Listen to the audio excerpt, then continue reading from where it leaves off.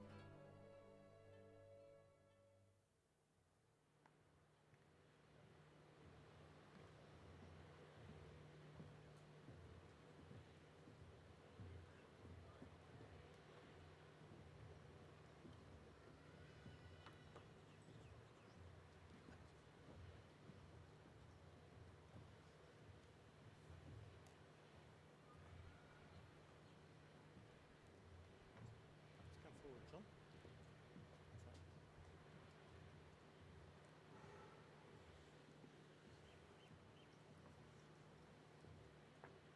Pipers, ready? 1, 2.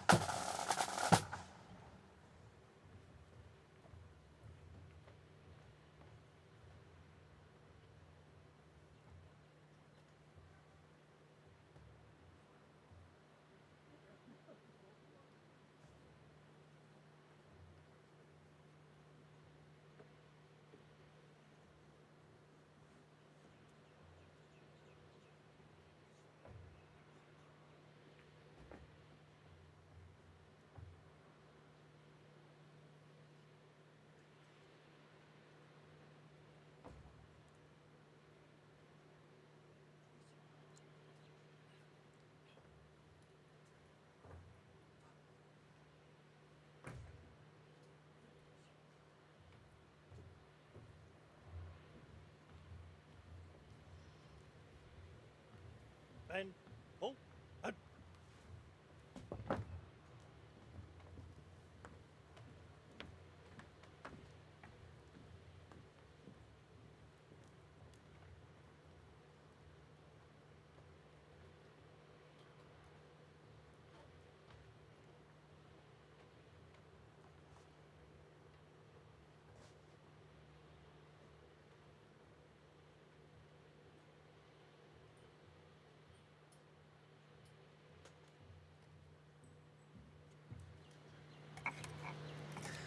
Good afternoon and welcome to the State Memorial Service in honour of leading Senior Constable Lynette Taylor, Senior Constable Kevin King, Constable Josh Presney and Constable Glenn Humphreys. My name is Virginia Trioli from ABC Radio and Television, and I'm delighted to be your Master of Ceremonies here today. You will have received an Order of Service and a blue ribbon. Now, the blue ribbon has been provided courtesy of the Victoria Police Blue Ribbon Foundation, and we thank them for their kind donation of the ribbons for all attendees today. To commence proceedings, I'd like to introduce Auntie Diane Kerr, Wurundjeri Elder, for our Welcome to Country.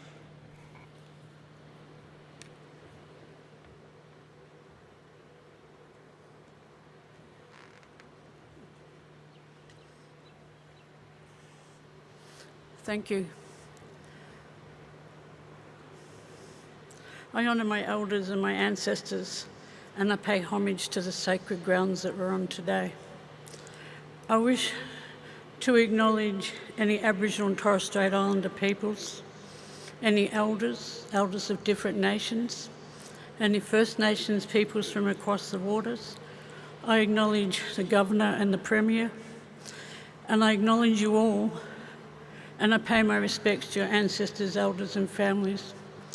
It's an honour and a privilege to be here today to celebrate people's lives that should never have been taken. No one should have a family member go to work and not come home. It's been heartbreaking for all of you, especially in the police force. And I want to acknowledge you all, and I hope that you take care of each other and take care of the families that are suffering. You know, when we lose people and we want to heal, as Aboriginal people we have healing ceremonies, which is inclusive of a smoking ceremony. And then we sit around in a circle and have a yarn. It's important for all of you to heal, whether you do your own rituals or that you ask someone to come to you and help you. You're all family, and family is very important. And if you don't know each other, please get to know each other. It's very important that these families are well cared for and surrounded for their well-being and for their healing. So it's a pleasure that I'm here today, and I know people are watching on Zoom. I can't welcome you on Zoom to my country, but I can acknowledge the country you're on and hope that their communities take care of you as well. Can I just say to all of you, I want to offer my hand in friendship as my heart breaks, but also I wanted to offer you my hand in friendship so that we can journey together. We all need to look after each other, and all it takes is an open hand and an open heart. Can I just say to all of you, may Bunjil, my Creator, surround you all and give you strength and resilience. On behalf of my elders, I say Wominjeka, Wurundjeri Balik Yimangundibik. That means welcome to Wurundjeri country. I wish to welcome you from the tops of the trees to the roots in the ground. When we look after country and we look after each other, country looks after us. I say Nungodjan, that means thank you. Thank you for allowing me to be a part of your journey today. Nungodjan.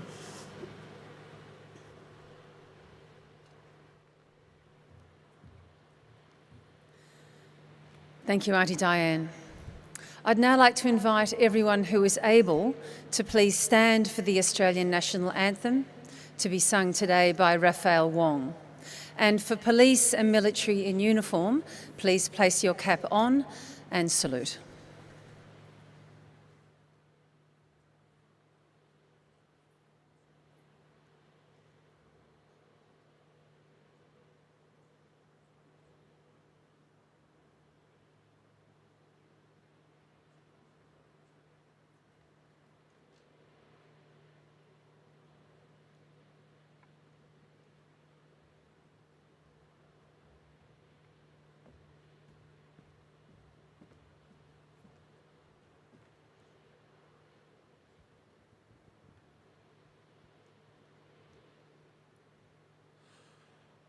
Australians, all let us rejoice, for we are one and free.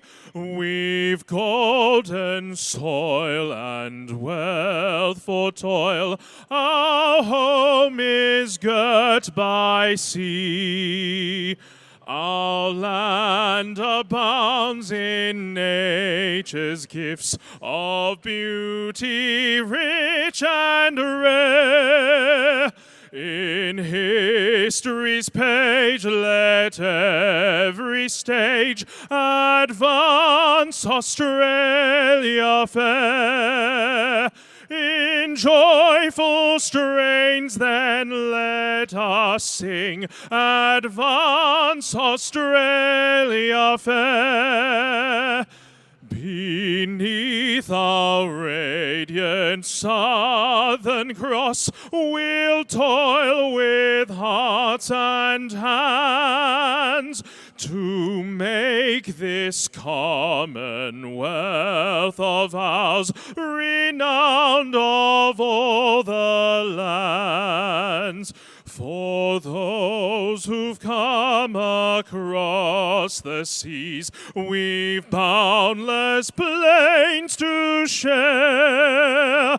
With courage let us all combine to advance Australia fair. In joyful strains then let us sing, advance Australia fair.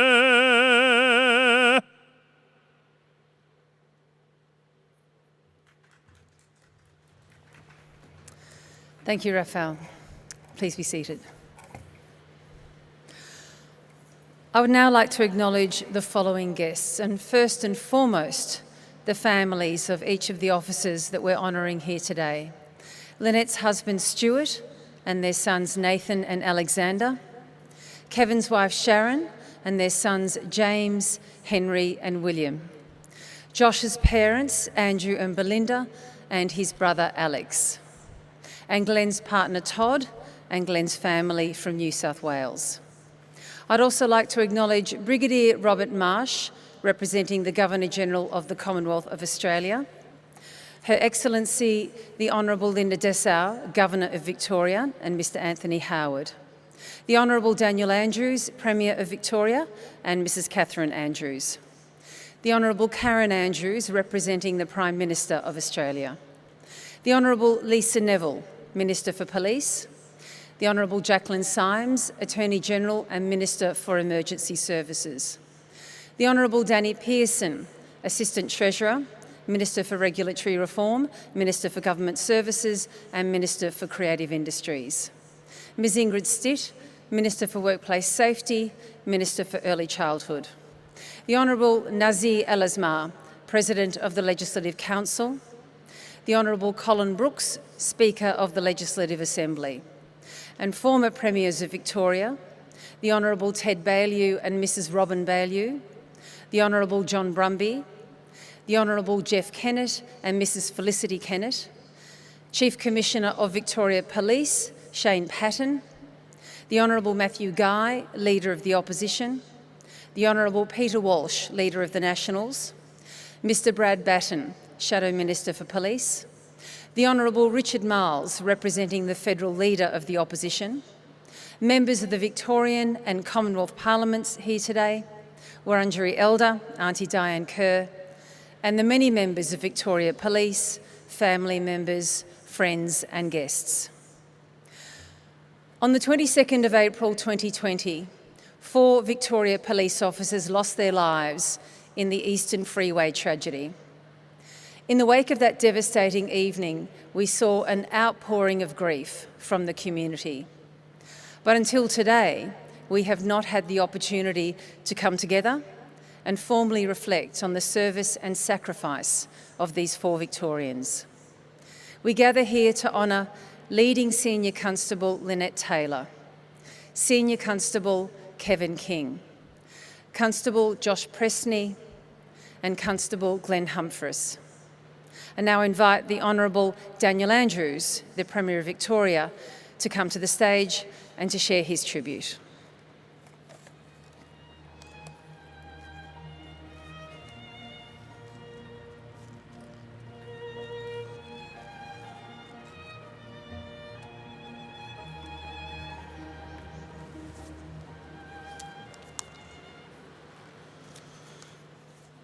Firstly, can I begin by acknowledging the traditional owners of this land and pay my deep personal respects to their elders past and present, and on your behalf thank Auntie Di Kerr for her wonderful welcome to country. Given that Virginia has just acknowledged a very long list of people who are here with us today, can I simply say, Your Excellency, Chief Commissioner, Association Secretary Wayne Gatt, my ministerial and parliamentary colleagues, families who I'll talk about in a moment, and of course each and every woman and man of Victoria Police who are here with us today, and other distinguished guests. Every day, police families say goodbye to a loved one, sending them off to do the most important of work, to fight crime, to protect the vulnerable, and to keep us safe.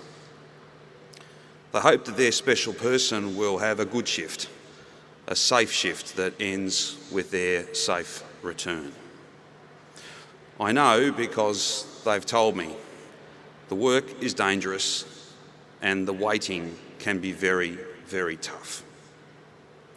This is because their loved one has chosen to live a life in the service and protection of others. It's essential, it's honourable, and it can be tragic. I doubt any of us will forget where we were and what we were doing when news filtered through that 4 officers, 4 partners, parents, sons, daughters and siblings have been killed in a terrible incident on the Eastern Freeway. It affected all of us. It broke our hearts. And it served as a powerful reminder of just how dangerous policing is.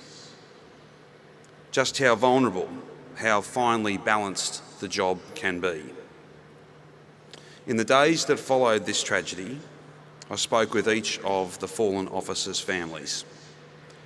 It was important to listen and to make sure that they understood that we honour their service, we grieve their loss, and we commit to never forget them, their values, and the amazing Victorians they were. To live that life, to run toward the danger, to put your safety on the line in order to protect others is a special thing. No words can properly describe its value or worth. No words can properly describe our gratitude. And no words can heal the wounds of loss and grief, because the tragedy of that day hangs over each family, each person, each member of Victoria Police, and indeed our entire state. Today and all days, we remember and we say thank you. We commit to not only support our police, but to honour those who died that day with resolve and resources, and an all-important recognition that police members come from police families. Let us never forget Lynette Taylor, a member of the force for 3 decades, who'd seen just about every police station across our state. She was a devoted mum to her 2 sons, Nathan and Alexander. She loved her husband, Stuart, and together they travelled and saw so much of the world. Let us never forget Kevin King, who loved his family, the Tigers, and his guitar. He adored his wife Sharon and their 3 sons, James, William and Harry. He lived a life for others and was perhaps always destined to wear the Victoria Police uniform. Let us never forget Glenn Humphries, who packed up his life and moved states to find his calling at Victoria Police. He loved his mum Katie, his dad Mark and his brother Wade. Always on the go and always full of life, Glenn loved his partner Todd more than anything in the world, and together they made our state their home. And let us never forget Josh Presney, who loved his mum Belinda and his dad Andrew and his partner Stacey. He loved his brother Alex too, who will cherish the memory of awarding his brother with his police badge on the day of his graduation. We honour them as great Victorians. We acknowledge their service and the great debt that we owe them and every member of Victoria Police. And on this day, we thank every family that makes their extraordinary work, the extraordinary work, service and sacrifice of Victoria Police possible.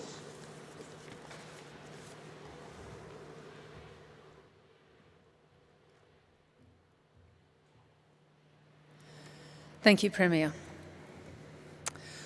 I'd now like to invite the Honourable Lisa Neville, Minister for Police, to come up to the stage and to read a poem.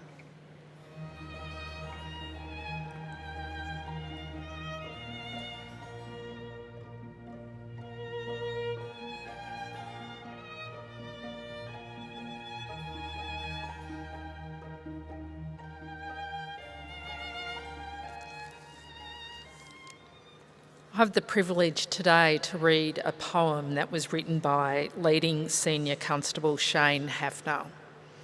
He wrote this on the night of the 22nd of April 2020, after he heard about the loss of his 4 colleagues, Lynette, Kevin, Glenn and Josh, and captures the shock and grief of all Victorians, but particularly those felt by Victoria Police members that night and every day since.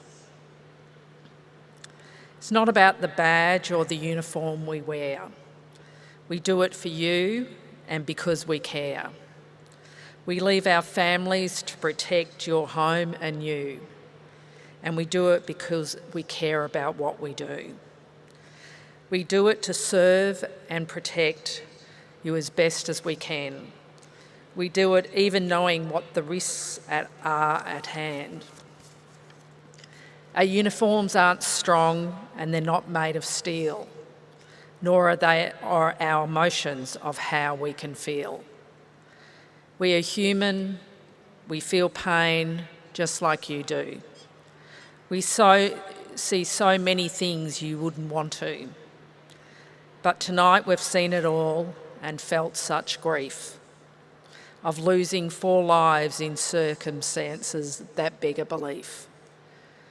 Tragically taken while they protected us all, tragically taken and can't protect us anymore. The tears are now flowing and our hearts are aching for the loss we are feeling and our hearts are breaking.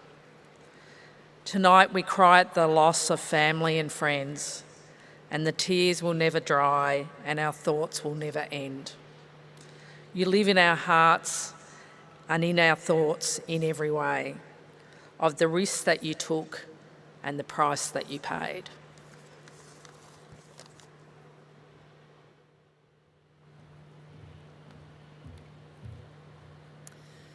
Thank you, Minister Neville.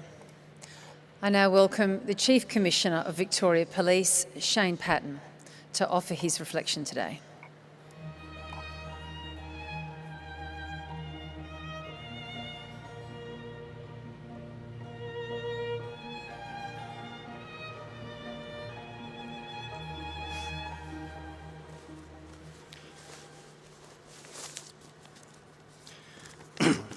It's my privilege to be here today, and I too would like to acknowledge the traditional owners of the land on which we meet and pay my respects to elders past, present and emerging. 653 days. It's been 653 days since we lost 4 of our colleagues, and not a day goes by where they're not in our thoughts. To the families and friends of Lynette, Kevin, Josh and Glenn, as I've said before, I cannot begin to imagine the emotions you all felt and continue to feel as you grieve the loss of your loved ones. To you, they weren't only police officers, they were children, a mother, father, siblings, partners and friends. So while I'll be talking about Lynette, Kevin, Josh and Glenn from a policing perspective, I recognise that what they did in policing is not the sum of the person. And today is about honouring them and celebrating their fullness of their lives.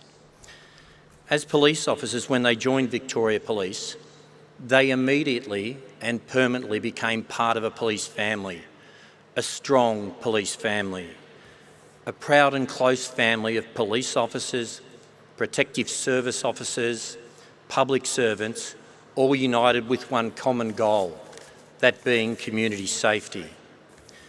It says a lot about the character and values of Lynette, Kevin, Josh and Glenn that they chose policing as a career because service means something. Policing means something. During our graduation ceremonies, when I speak with the recruits after presenting them with their badge, I tell them they've made an important choice. They've chosen to be one of a few protecting the many. They've chosen to uphold the right. That was the choice all 4 of our colleagues made and tragically died fulfilling it. Their deaths whilst on duty on the 22nd of April 2020 reverberated throughout the Victoria Police Force. As a police family, we mourn the loss of our colleagues, and 653 days later, we continue to grieve their loss. That this tragic incident occurred during the most routine activity of police work, if there is such a thing as a routine activity, a car stop that occurs every day on every shift, means that other police officers have questioned and examined their own vulnerability. Police are human. They cry, they suffer, they worry. But they do what they do because the community expects it of us and because they want to be of service. Many police will have even considered their own sliding doors moment in the days, weeks and months that followed this incident. They'd be thinking, I could have been rostered on that shift. I've stopped numerous cars on that stretch of the freeway. I patrol there all the time. I've had many close calls when pulling over cars. Their own vulnerabilities remain raw, and the feeling of susceptibility is always a risk in policing. However, our culture, our selfless can-do and service culture, means we keep coming back to do what we're trained to do. The steely determination to continue to do what was required by all police was so evident immediately after this tragedy occurred. What has also gotten us through this, though, is the support we've received from the community and from other policing and emergency services right across the nation, but from around the world. It has been beyond anything we could have imagined. That goes from buildings lit up in blue to the countless flowers and messages we received, to the fundraising efforts and the many public dedications to our officers. This support touched us all because it was clear the lives and service of Lynette, Kevin, Josh and Glenn were valued by the community. People wanted to recognise them in whatever way they could, just like we are doing here today. I can only imagine what this very public show of support meant to each of the families. In times of unimaginable loss, we seek to have the strength to continue and to try and make sense out of something that appears to be senseless. Throughout these very dark days, the families of our 4 colleagues, our fallen colleagues, the families have shown courage, dignity, strength and resilience in the face of what is only a heartbreaking experience and with the challenges of not being able to mourn collectively due to the COVID-19 restrictions. We embrace the 4 families as forever part of our broader police family. It's said that the bond forged through adversity is privileged. And out of this tragedy, it's our privilege to now be a part of their lives, forever united in recognising and remembering the loss of their loved ones, our colleagues. While I only personally knew one of our fallen colleagues, Lynette Taylor, who I worked with when I was at the Superintendent of the Traffic Camera Office, the feeling of loss and the void left by all of them is the same. 4 lives cut short in serving the community. To the families, thank you for sharing your loved ones with us. Whether they served with us for months, years or decades, they left a legacy and did an abundance of good work within the community. They're also valued and respected colleagues, and I can't begin to tell you how sorry I am that they never came home from their shift that night. Please know we're all here for you. We will always be here. You are forever a part of the Victoria Police Blue family. Leading Senior Constable Lynette Taylor, Senior Constable Kevin King, First Constable Josh Presney and Constable Glenn Humphries, you will be forever remembered. Thank you.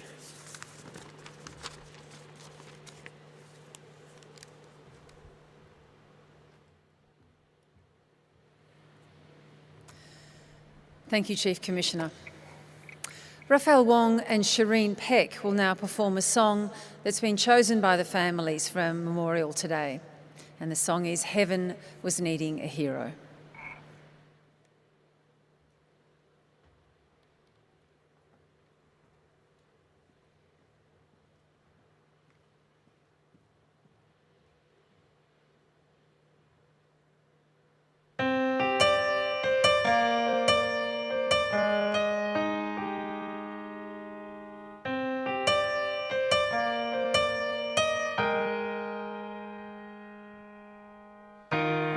Came by today to see you, though I had to let you know. If I knew the last time that I held you was the last time, I'd have held you and never let go. Oh, it's kept me awake nights wondering. I lie in the dark just asking why. I've always been told you won't be called home until it's your time. I guess heaven was needing a hero, somebody just like you, brave enough to stand up for what you believe and follow it through. When I try to make it make sense in my mind, The only conclusion I come to is that heaven was needing a hero like you.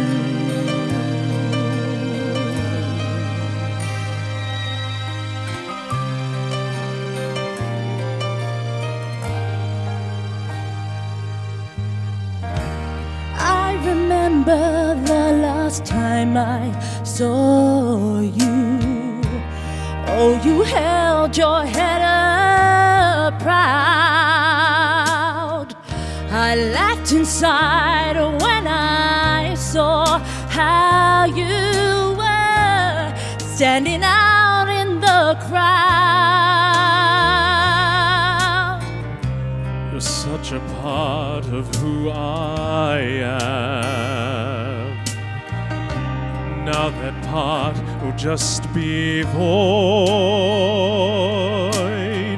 No matter how much I need you now, heaven needed you more. 'Cause heaven was needing a hero, somebody just like you, brave enough to stand up for what you believe and follow it through. When I try to make it make sense in my mind, the only conclusion I come to is that heaven was needing a hero like you.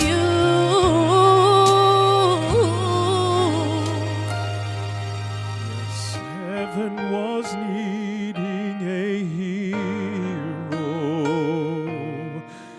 That's you.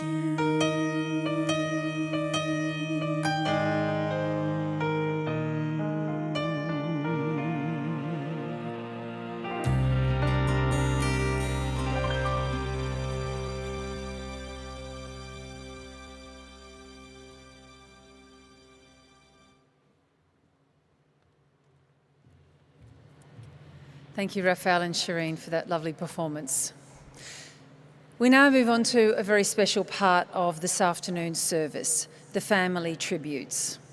I'd now like to welcome to the stage leading Senior Constable Lynette Taylor's family. Joining you this afternoon, her husband Stuart Schultz, her cousin Heather Bridges, her brother David Taylor, and her niece Ada Taylor. If you could come up to the stage, thank you.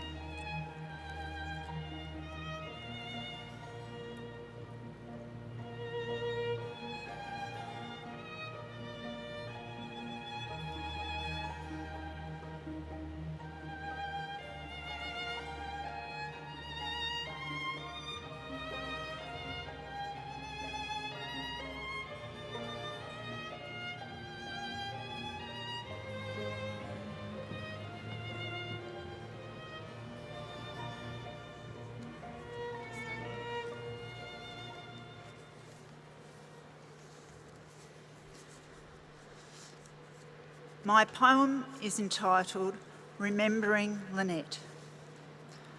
Lynette and the wider family lived in Pascoe Vale, spent her happy childhood there before she learnt to sail. Birthday and Christmas parties were fun times, that's for sure. Beach holidays at Blairgowrie shared together, we loved it all. Joined Janet on a Saturday playing in a netball team, and before she travelled overseas, team filling she would be. Her aunties joined her parents at her police graduation, watching as Lynette took her oath with joy and admiration. When overseas exploring, visited rallies in the USA, special bonds with Drew and Janet continued all the way. Her wedding, then her children, filled us all with joy. Wherever Lynette was, she made a great home for Stuart and two special boys.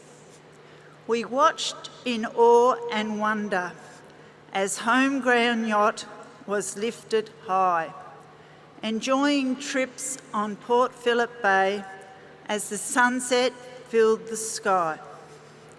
As the family spread and travelled, Lynette became the glue between us, keeping us updated. Each time we met was seamless.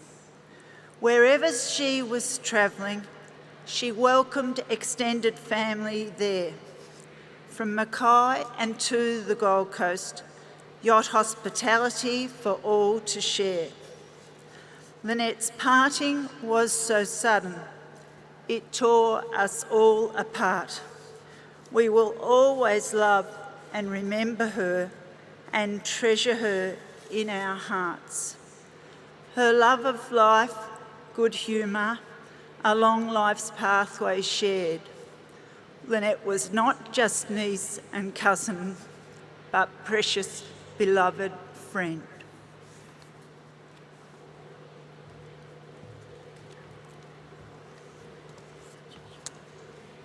As one of Lynette's brothers, I am grateful for the opportunity to say a few words.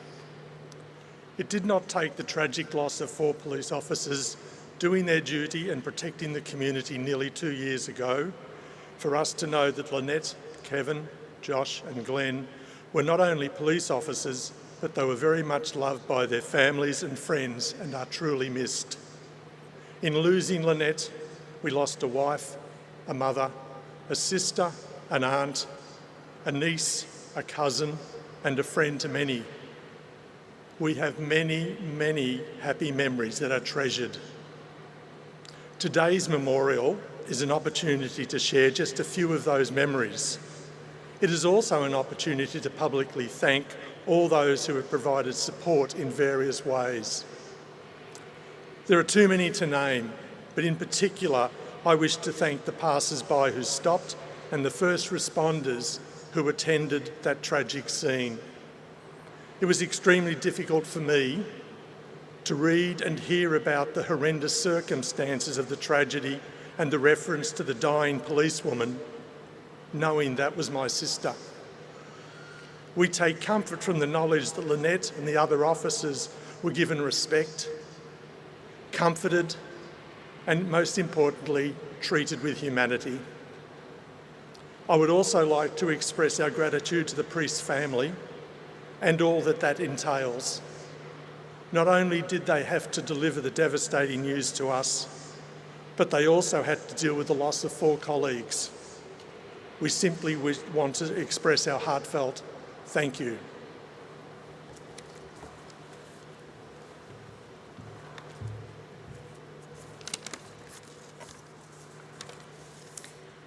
A respected police officer, a mother of 2, a sister to 4, an aunt to 8, a first cousin to 28, a friend to many, Lynette was also an adventurer. From backpacking in her youth to actually building a boat and sailing off with the family, then to luxury cruising in more recent years, Lynette simply loved to travel and explore the world. Lynette Taylor was someone who do things. She was brave and her moral compass was incredibly strong. Lynette was also fiercely determined. Whilst at the police academy, her one nemesis became the 6-foot wall she needed to scale to be able to graduate. With no mountain ever too high, my grandfather helped her build a 6-foot wall in their driveway for her to run at and practice. Again and again, she would throw herself against this wall. One day, watched on by one of her loving brothers, Ian, he gave her one little tip that changed everything. Ian told Lynette to change her lead foot before she took the jump, and up and over she went. I always like to think of that as her putting her best foot forward. It is poignant and something that I love the most, that it took a family effort to help make that happen. In terms of the Taylor family, Lynette was our captain. always the one to arrange everything and everyone. Without her, we have been a ship without a rudder, but slowly, helped by the love of our dear friends, VicPol, and the outpouring of support from the community, we are navigating a new way. On behalf of the Taylor family, I join Stuart, my father and cousin, in thanking each and every one of you so very much. Although Lynette's journey ended abruptly and too soon, in the words of Ernest Hemingway, it is good to have an end to journey toward, but it is the journey that matters in the end.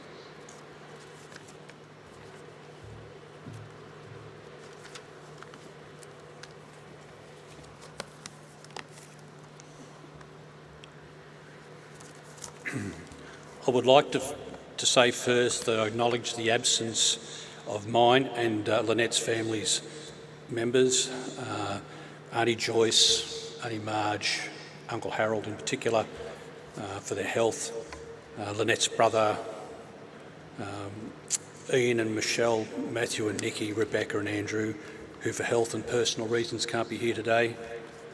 I'd also like to acknowledge the absence of her friends, both international and local.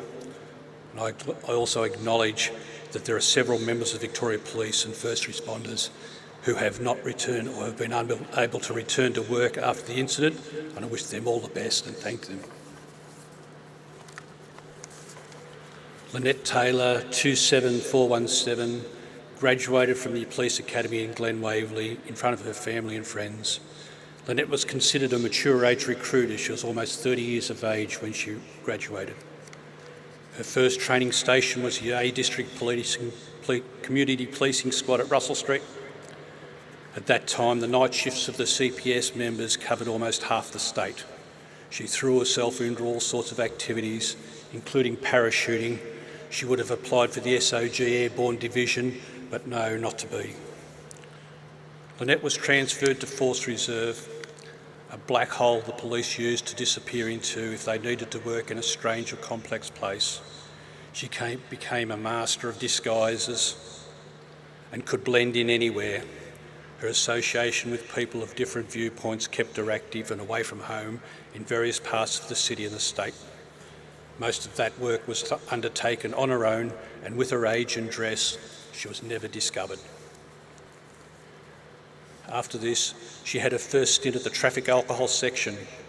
As you can see, the original buses were converted trucks. She'd employed local lads to teach the constables the arts of cleaning windows and windscreens. She was always up for teaching them young to drive. Was that just one of her disguises? In these vehicles, she would take her troops away and travel all around country Victoria. Next came a stint at the Traffic Camera Office, where she discovered the complexity of people's alibis as to why they should not be penalised for a traffic infringement. She would process between 60 and 80 applications a day. She would read every single one, and she replied to every single one personally. The awards and disguises continued. It was whilst at the Traffic Camera Office she was nominated for the Victorian of the Year on the 3AW rumour file, when she cancelled 23 tickets with a stroke of a pen that were issued to a group of bikies on the travelling to Phillip Island Grand Prix when they were all under police escort at the time. With her well-developed skills of supervision of constables, she set her supervisory skills in other areas. I told her she should take promotion, but she just scoffed and said she couldn't sit behind a desk all day, and she said, besides that, I like the people I work with. Lynette travelled throughout the state in her bus with her troops, even at holiday times. She was always making sure the troops were well looked after and they were happy to be with her on her trips away. She had an Easter surprise for Horsham and Christmas cheer in Ballarat. Lynette liked dressing up and attending all the major events in Melbourne, such as the Melbourne Cup, the Australian Open, the Grand Prix, football at this stadium, Women's World Cup of Cricket at the MCG, and of course, every Richmond home game at the MCG. Lynette worked out there on every shift and all over Victoria. Some of these places will be familiar to you. The buses did stand out with their livery, and they did stand on the side of the road, and they were always exposed to fast-moving traffic. As you can see, she never worked on her birthday, and she always dressed the part, even in the middle of winter. Lynette was always to make sure that the Victoria Police assets were fully utilised with driving lessons and recruitment of the young, and recommendations for further driver education to older police members. Lynette suffered 2 major injuries during her policing career, with both her feet run over by a traffic operations group member at Albert Park in the late 1990s. She was off work for 4 months, couldn't walk for 2. And again in 2018, as the NOS training mishap, she broke both her wrists simultaneously, both identical breaks, both pinned and screwed. She was off for 6 months. Lynette's last trip was to Mildura in March 2020. And this was where it was all going to end.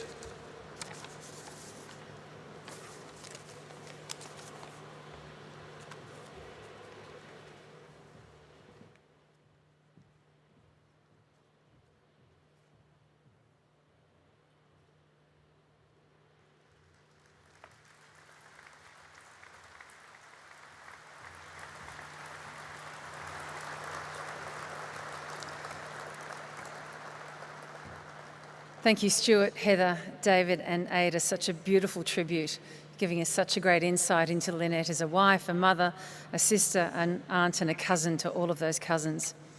And sitting up there in emergency with broken wrists with a smile as wide as the bay is just the most astonishing image. Extraordinary woman. We're now going to view a video from Lynette's co-workers at Road Policing.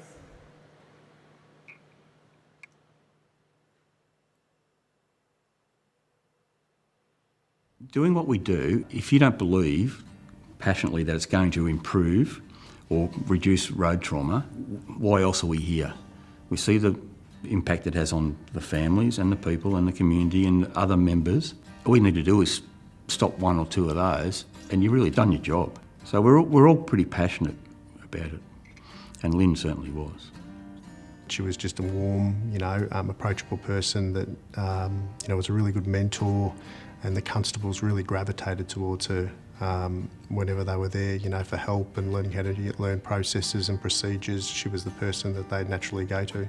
Lynn has got that lasting legacy for me. I often think back to the way she nurtured me and taught me how to treat the new police constables and how to train them up, and I often reflect on it. So it's a long-standing legacy that she leaves. Lynn was wonderful company. She was a wonderful person to spend time with.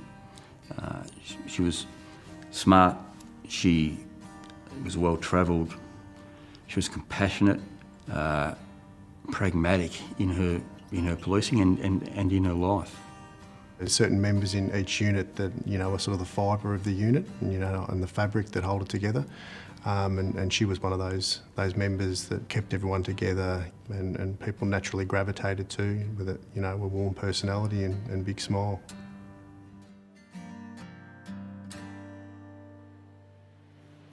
And you can see that Lynette was clearly loved and respected so much by her co-workers.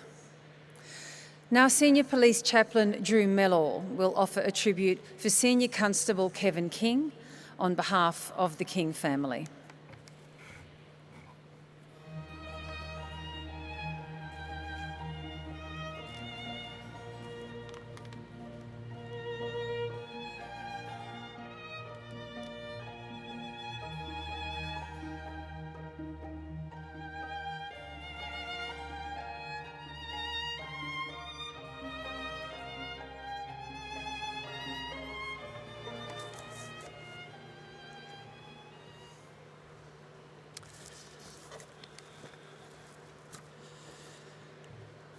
Just by way of introduction, beside me is Kevin King's eldest son, James, and he will be sharing something briefly toward the end of what has been prepared by Sharon. As has been said, I am Senior Chaplain, and I'm the one that attended the King Mackenzie home on the night of the 22nd of April. And I've journeyed with Sharon and her sons and family since that tragic night. And Sharon has asked me to read out this, her tribute on behalf of her family. It's a reflection from herself, and I read it in that way. I am here today to share this tribute and publicly honour the life and memory of Kevin King, who was and is my soulmate and partner for over 35 years. There is so much more that I could say that would express my heart, my grief, and my gratitude. However, brevity is appropriate on this occasion.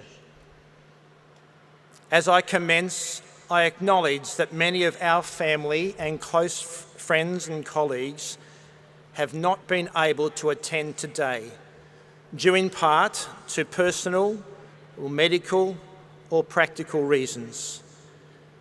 To those joining us online, thank you for your care, your concern, and your support.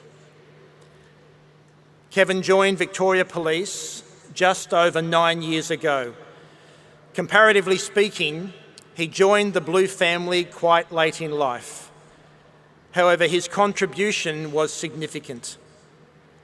Kevin felt restless in his previous employment, searching for a long time for something more fulfilling, and we'd often joke that he seemed like a cop long before he became a cop. He loved the experience of serving the community.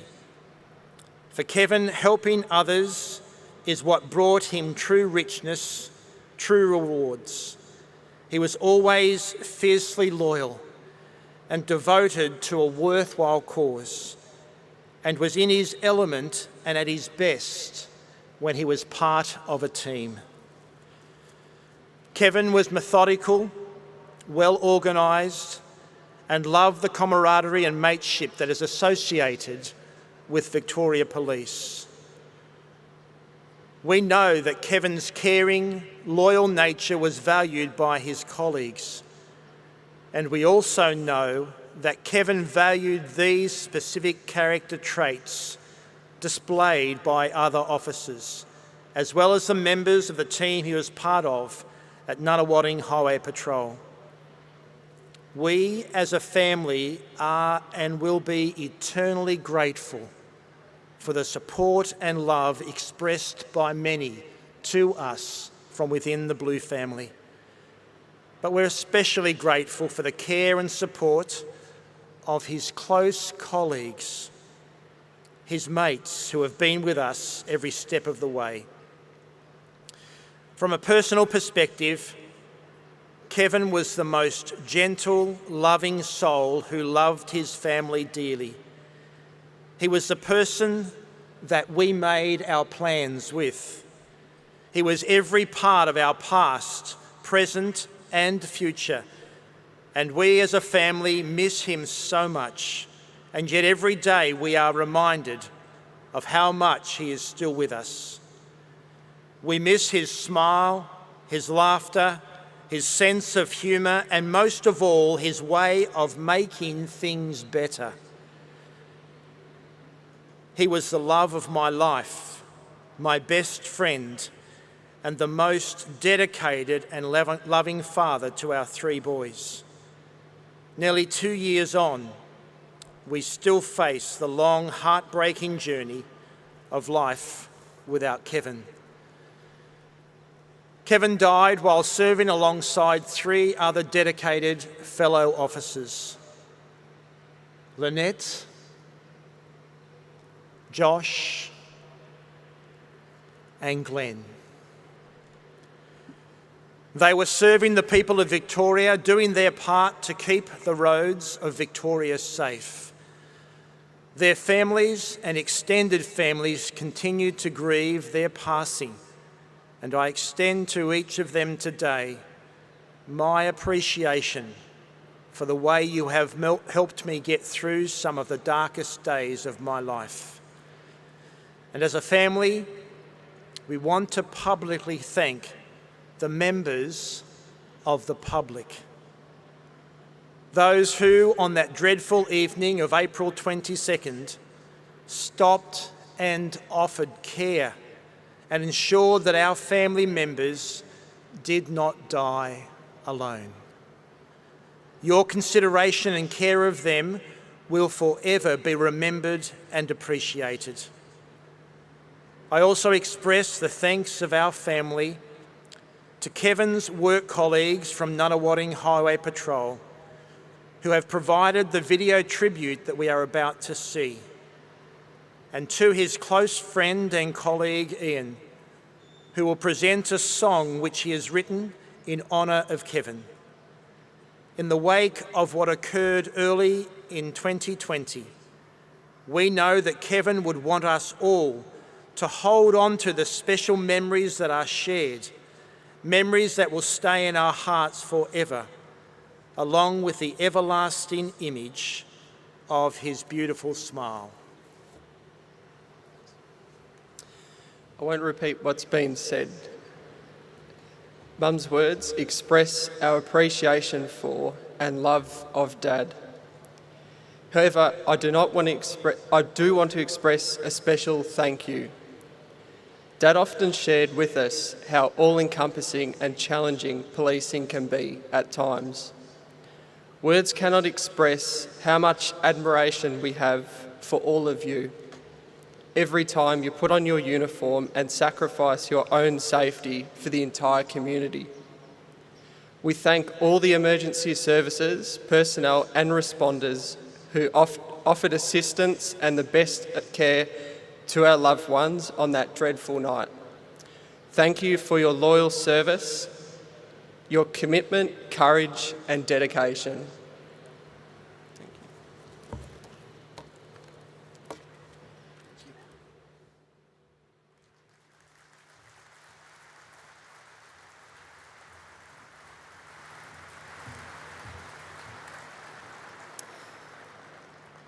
Thank you, Drew and James, for that lovely tribute, a perfect example in Kevin of a true vocation and a calling. I'd now like to introduce a video prepared by Nunawading Highway Patrol in honour of Kevin.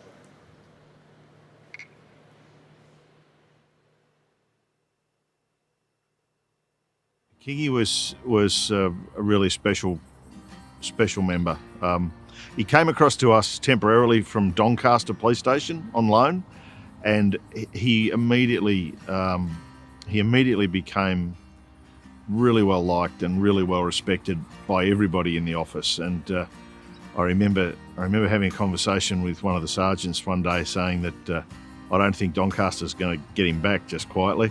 Kingy was a great guy. He's just one of those genuine, all-out, nice guys. He was lovable, just easy, really easy to get along with. It was really easy, it made you feel comfortable. You could have a chat to Kingy about anything. He loved his football, loved Richmond, unfortunately.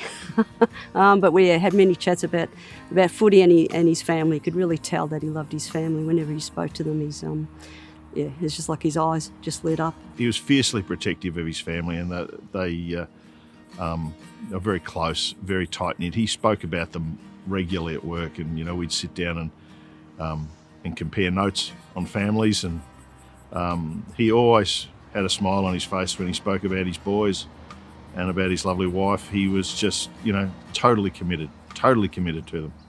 He was older than a lot of the guys in the unit. People looked up to him. The young ones looked up to him. The supervisors knew that they could rely on him. Everybody in the office had only really positive things to say about Kingy. His personality was such that people were immediately drawn to him. And he loved the job as well. And I think coming to Nunawading Highway Patrol was something that he really looked forward to and loved being there and working as a team. You could tell he was a real team member. He was always focused on everybody's welfare, everybody's well-being. And he he made sure people were okay, and he did it with humour, and he did it in a way that made everybody laugh. And you know, one of the things I miss most about him is his cheeky smile in the office. And you know, we had this toing and froing all the time with banter in the office, and he's just such a delight to have around. He really was. It's a shame that I haven't got more people that were like Kevin. And you know, not to take anything away from the people we have got, they're amazing. But Kevin was one out of the box. He really was.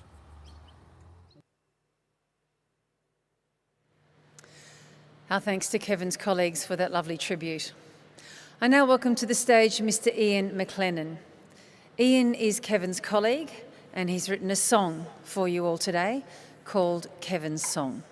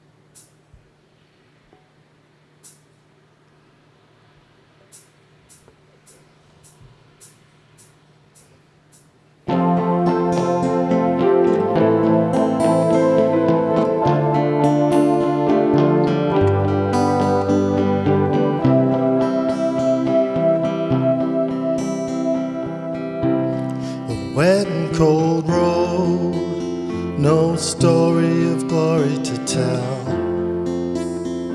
Just miles and miles of lines that we drove.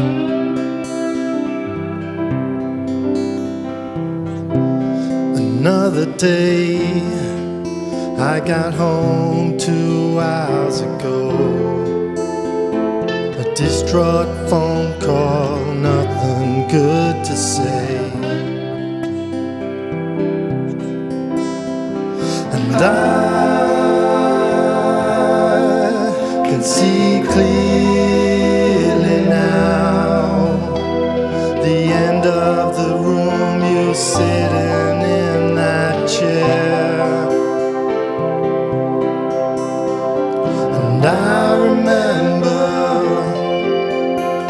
we talked for a while about Gilmore guitars, how I miss that now.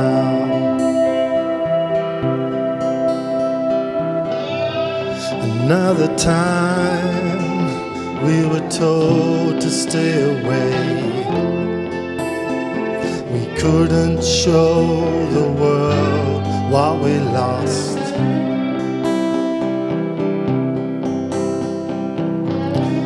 How much we wish it wasn't you, but no one would have been better. No one would have been so much better. And I can see clearly now the end of the room, you're sitting in that chair. And I remember we talked for a while about Gilmore guitars, how I miss that now.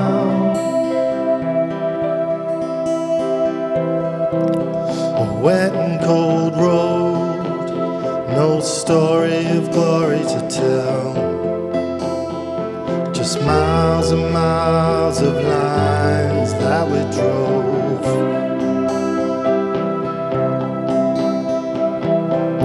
Not another day goes by when I don't see you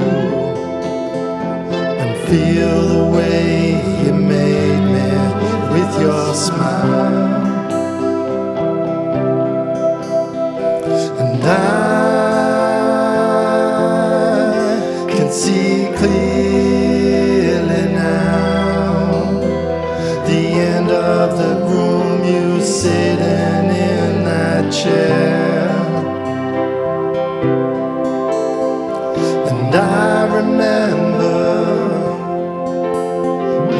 talked for a while about Gilmore guitars, how I miss that now. About Gilmore guitars and how I miss that now.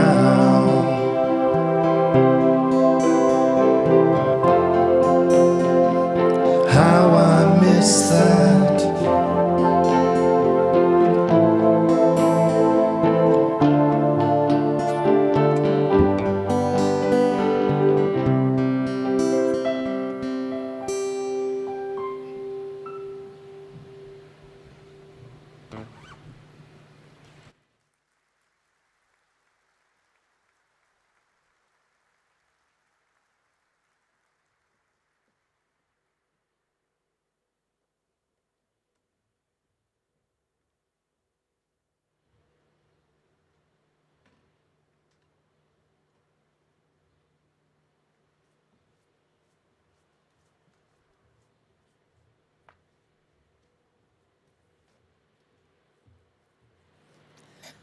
Thank you so much, Ian.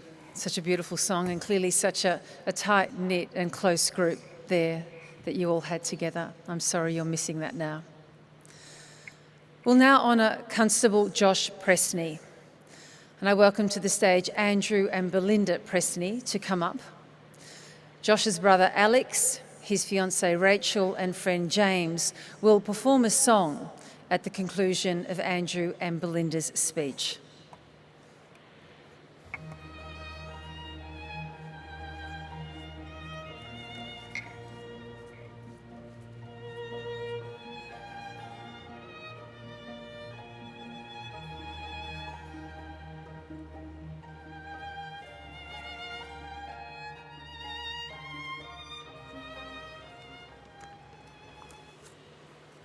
Good afternoon, ladies and gentlemen, and special guests. Thank you for being here with us today.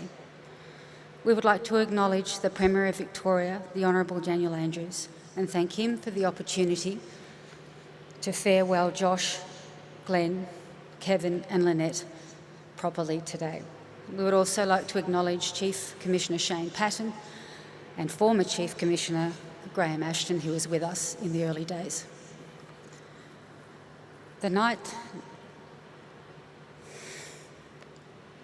that we lost Josh, our world fell apart. The memory of how that night unfolded is as clear and as painful as if it happened yesterday. But as hard as it was to lose Josh, harder still has been learning to live without him.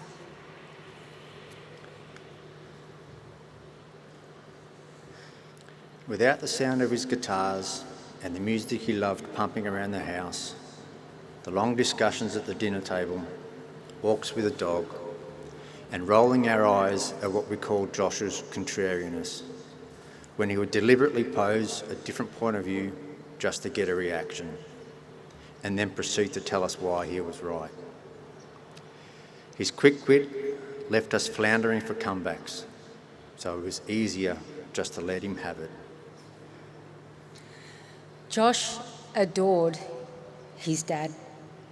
They travelled to Bali on several occasions, no girls allowed, went camping, attended rock concerts together and enjoyed a quiet beer at the end of the day. Josh had found love with his partner Stacey. Forever, he would say, when they talked about their plans for the future. They had finally found their forever love, and Stacey, well, she thought Josh had been created just for her.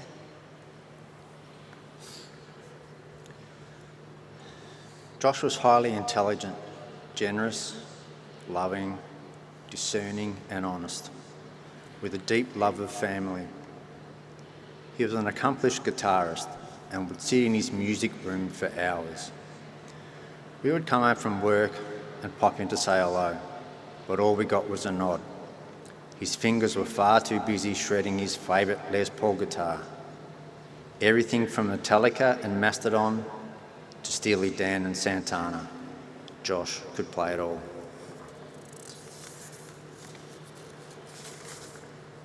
Now Josh is jamming with the rock gods in the sky, working out his fantasy footy team, leading the tipping and yelling at the umpires for free kicks not paid. He'll still be cheering for his beloved Pies, a club that he was so passionate about, one that gave so many highs and quite a few lows. A 2002 grand final loss and the tears that followed from an 11-year-old boy. It was then that I thought, well, welcome to the club, my boy. Josh's loss has left such a void in the lives of his family, friends and colleagues, and now all we have is time, while he will stay forever 28. What he was to us all, that he is still. Mention his name, laugh at his idiosyncrasies, remember his many talents and the passion he showed for the things that were important to him. His story was not finished. There was still so much to do. And while we are now in a long-term relationship with grief, our family and friends have been there for us in our darkest moments to lift us up and remind us of what Josh would want for us. We draw hope and strength from that, and we thank them from the bottom of our hearts for their love and their presence in our lives. And even though the people of Victoria have been going through what has been challenging and for some life-changing experiences, we've been reminded that in the face of personal tragedy, so many people have felt this loss with us. We are so very grateful for that compassion and for the opportunity to properly farewell Josh today. And to Victoria Police, you have become our second family, reaching out to us with kindness to help us get through the difficult days. And we thank you for all your support and friendship. You are truly extraordinary people. The best way to remember Josh is through music. It was at the heart of everything he loved. So we would like to share with you some of the many people and things that were important to him, accompanied by the song written for him by his younger brother Alex, who is joined by his fiancée Rachel Amos and a great friend to both Josh and Alex, James Denopoulos. We all wish this had been just a dream.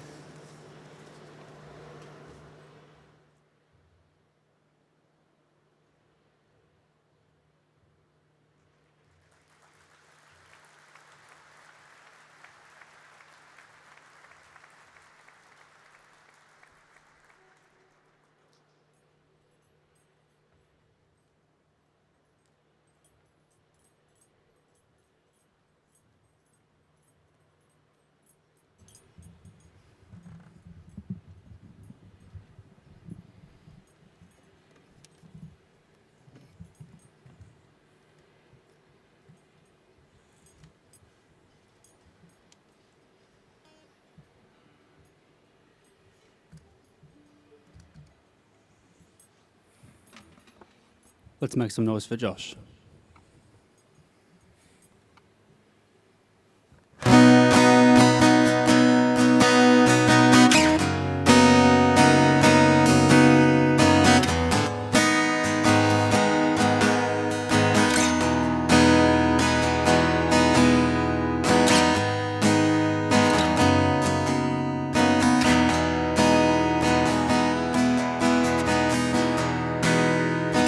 Check in with myself with questions I can't answer, a place that I don't recognize, and it's on you to me, so nothing's working,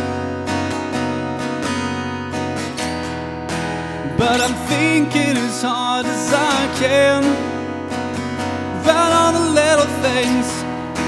And I watch as the rain comes down. It's a song and you sing it out loud, and I know it every time you're around.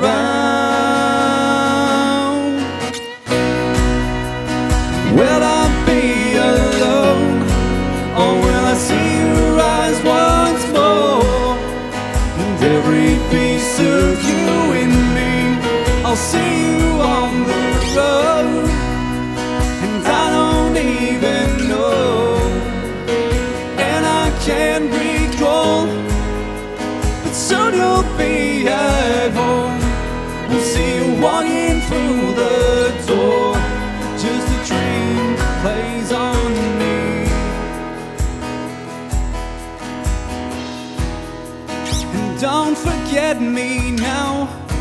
You know it isn't fun to come around. So let me see that you see through this house. And do you think I know? Or do you think I'm listening? 'Cause in the silence I can hear you playing. And I'm feeling the rain come down, and I'm trying to sing it out loud. And I feel you every time you're around. Oh, will I be alone? Or will I see your eyes once more? And every piece of you in me, I'll see you on the road. And I don't even know, and I can't recall, but soon you'll be at home. We'll see you walking through the door, but a dream is all I see.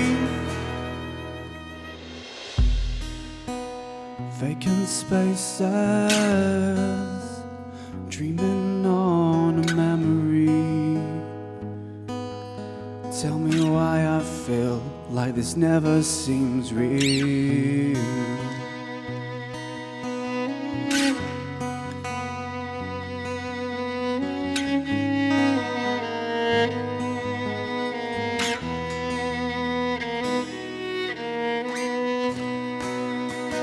Holding back the tears, and I don't think I'm brave enough. I'll see you again when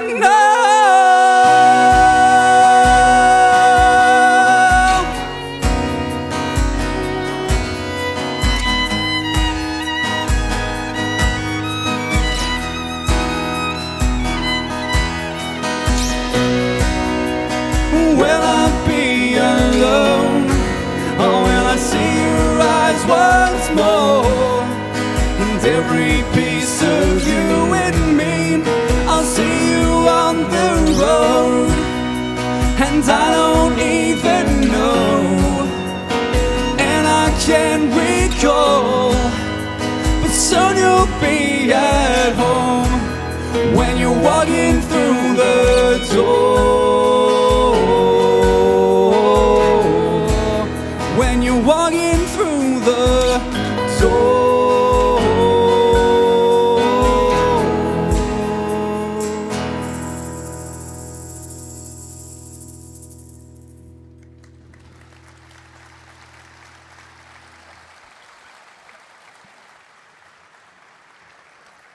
Take it away, Josh.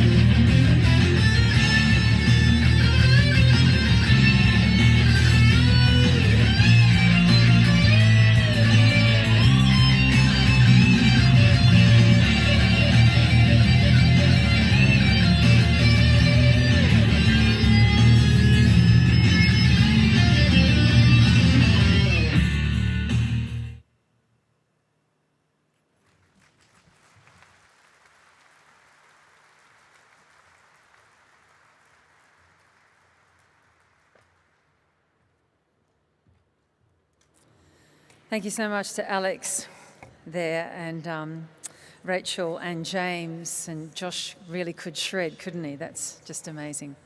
Thanks again, Alex, Rachel and James, for your beautiful tribute to Josh. I'd now like to invite Mr. Todd Robinson to the stage, who will offer the final tribute for today for Constable Glenn Humphris. And we'd also like to acknowledge the 21 members of Glenn's family who have travelled from New South Wales to be here today. Thank you so much for making such a long and difficult journey.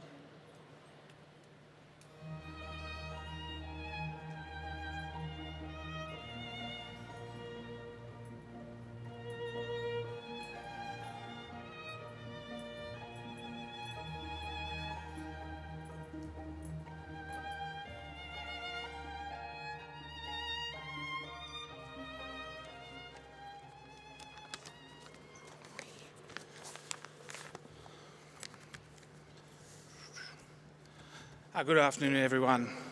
To the Premier of Victoria, the Honourable Daniel Andrews, Victorian Police Commissioner Shane Patton, Retired Police Commissioner Graham Ashton, to the State of Victoria and all present here today, or watching the live stream Australia-wide, I thank you for attending this special day as we farewell our 4 loved ones who loved being Victorian police officers.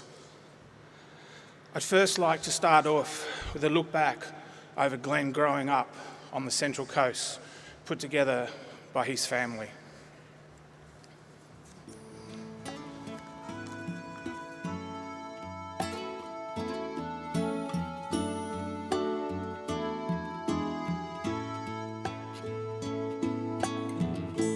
Would you know my name if I saw you in heaven? Would it be the same?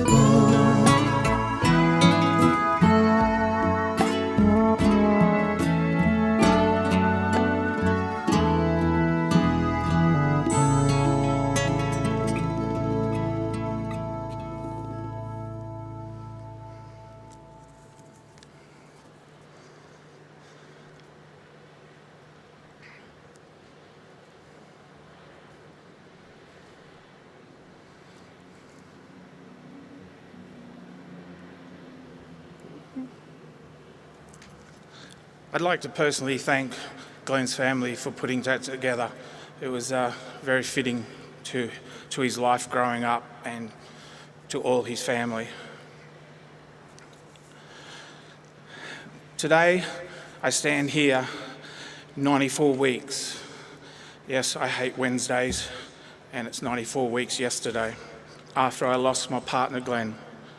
As we remember this great guy, loved by family, friends, and me. Hasn't been easy getting to this point. The road to recovery after a tragic loss is very long and at times lonely. I've had many times where I couldn't see through the fog of grief. And yes, I had thoughts of joining Glenn.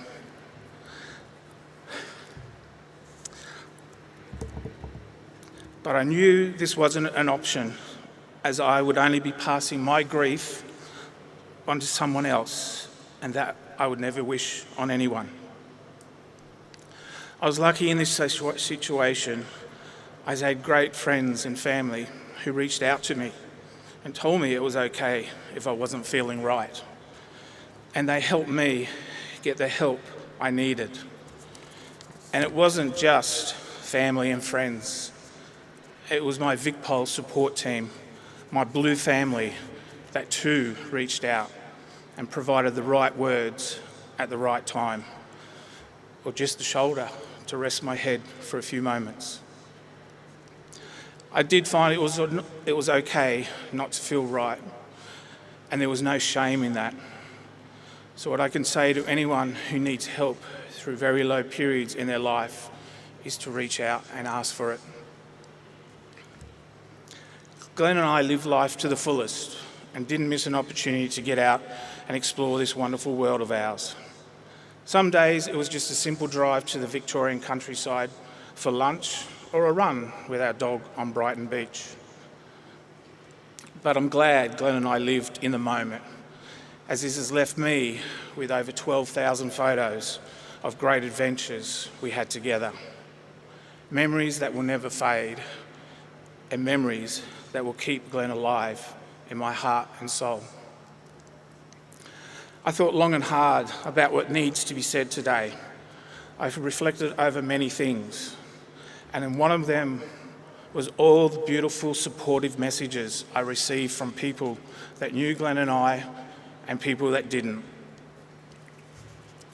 The people that didn't know us surely do now, as it has been one of my motivating factors over the past 94 weeks, is to share how two people came together, respected each other and shared common goals and developed a relationship full of laughter, fun and adventure. And that we surely did.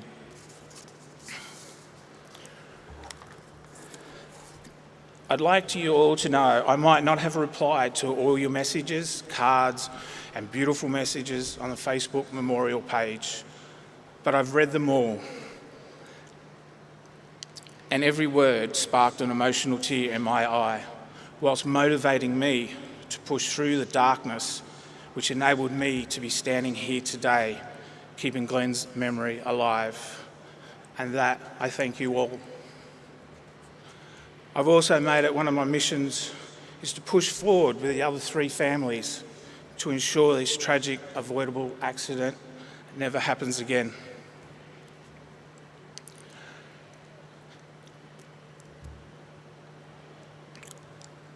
I'd just like to say again, as I did 3 days after the accident, that our police officers wear a uniform, but underneath that uniform is a person that has family and friends that love them and look forward to them coming home.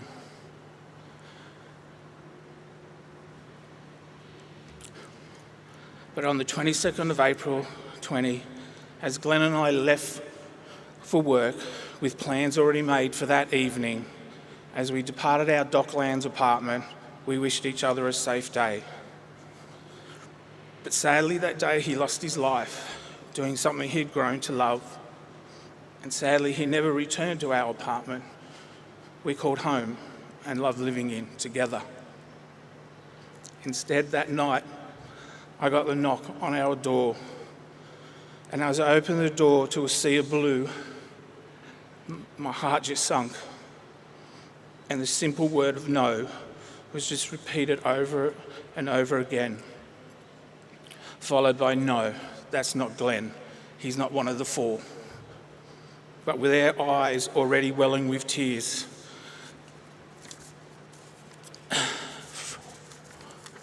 from that moment, nothing made sense as I repeatedly asked, "Are you sure he's not coming home?"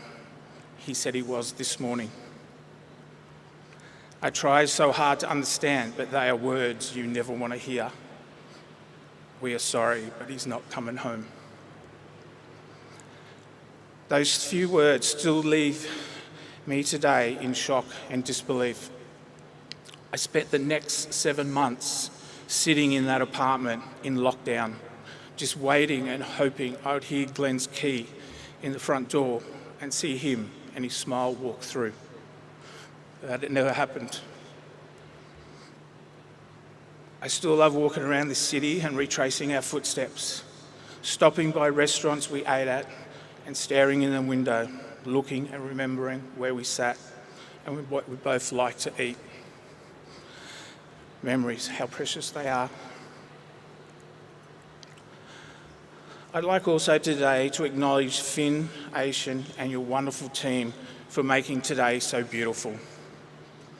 Dean Howard, Dave, my chaplain, Beck, Chris, just to name a few, for your help over the past weeks as you have helped me to be standing here today.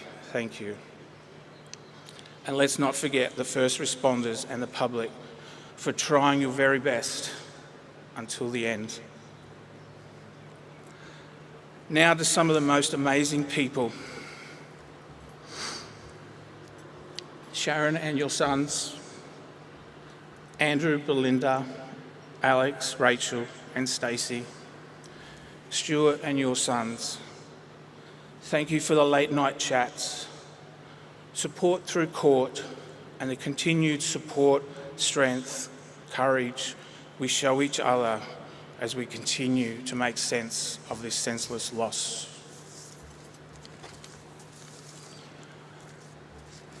I finally decided the best way to show how two people met and were building a future together was to represent our relationship with some of our many photos to a band we both loved.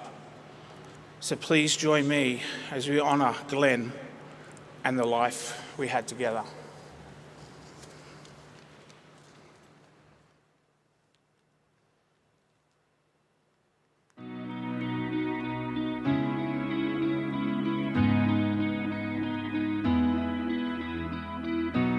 The two of us have seen it all. Our story's been heartache and wonder. This universe ain't big enough to keep us apart, no, not ever. How many times did we stumble?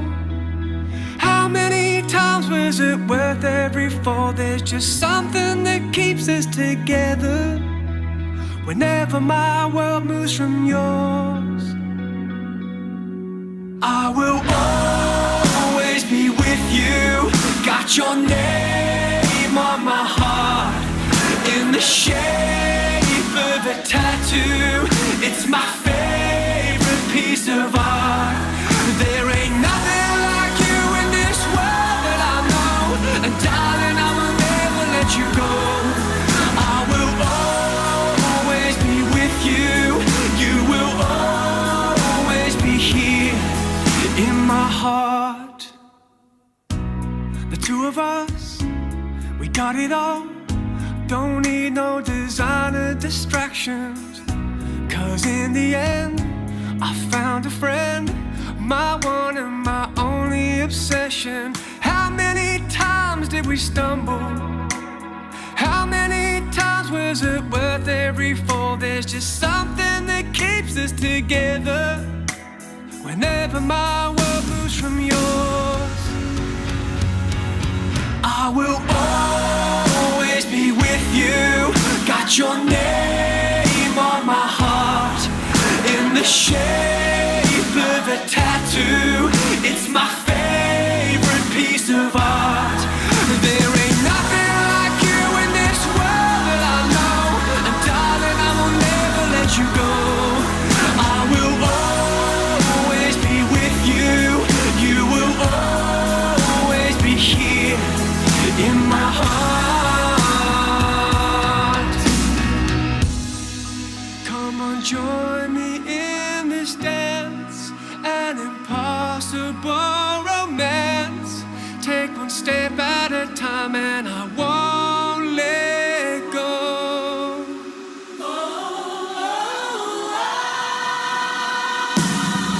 I will always be with you.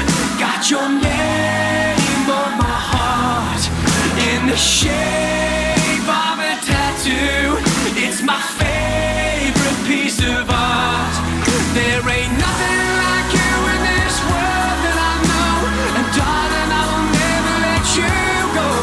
I will always be with you.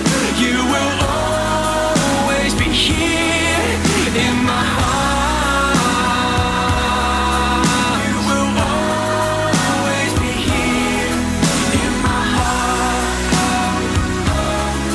You will always be here in my heart. Thank you.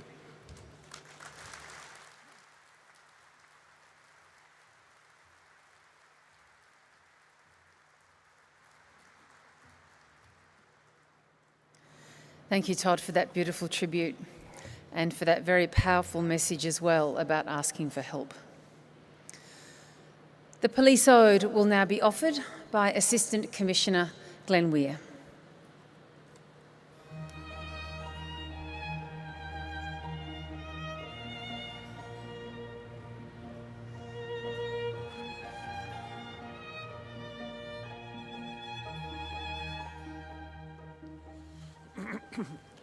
Thank you and good afternoon.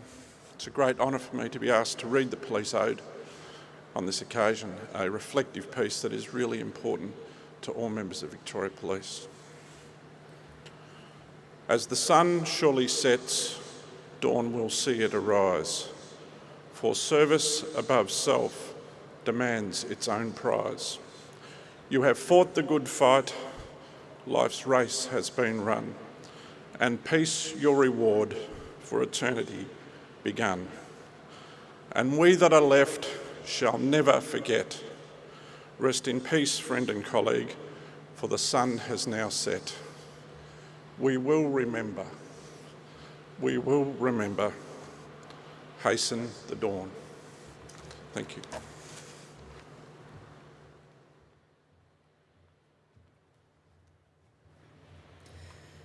Thank you, Assistant Commissioner. You might all remember that in the wake of this tragedy, Victorians left flowers at police stations, Melbourne landmarks were illuminated in blue, and flags were flown at half-mast. At the one-year anniversary, landmark buildings around our city were again lit up in blue. We'll now look back at some of the vision that was captured from around Melbourne on those nights, and we'll note that this evening, buildings will again shine in blue to remember Lynette, Kevin, Josh and Glenn. And at the conclusion of the video, I invite you to all join in a minute of silence.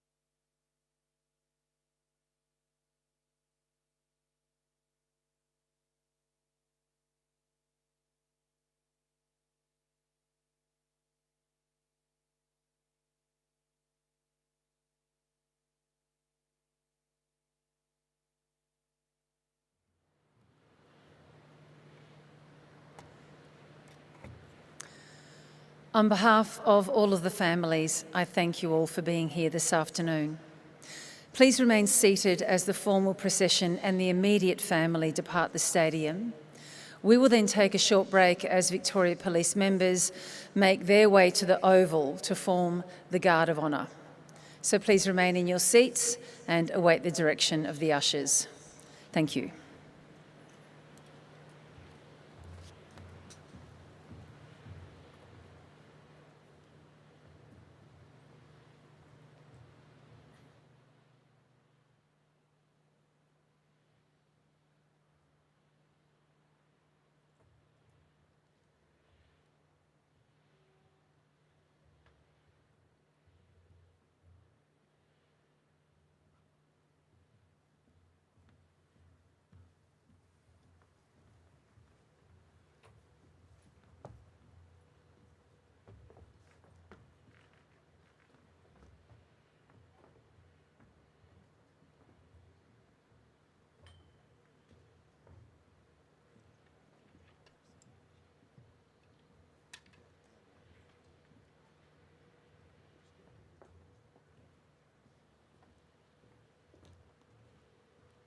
Flag party, quick, march.